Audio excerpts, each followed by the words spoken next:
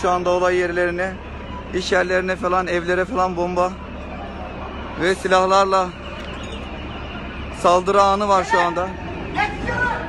Görüyorsunuz her tarafta. Evet, görüyorsunuz. Çok kötü bir durum. Evet, yerlerde yaralı, araçlarda yaralılar var şu anda. Görüyorsunuz. Motorda falan. Sivil. Niye çekiyorsun? Niye? Tamam ya. Tamam.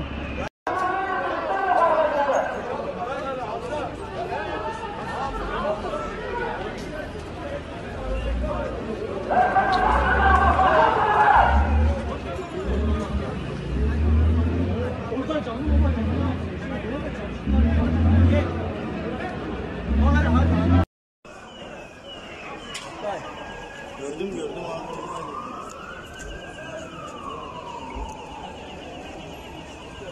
Canlı bomba.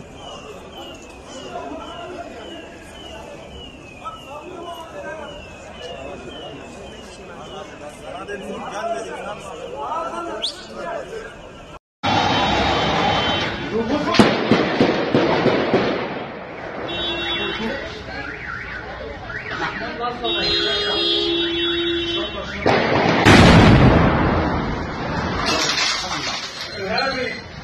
Tut. Tut.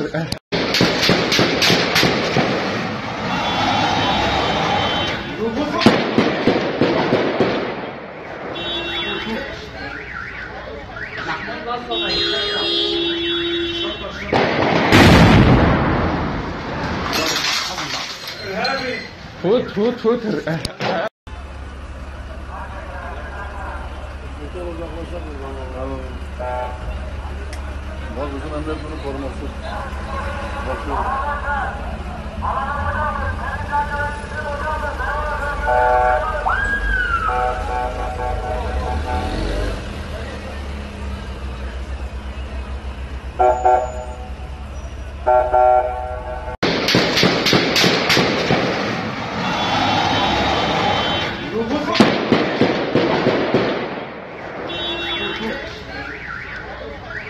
Nasıl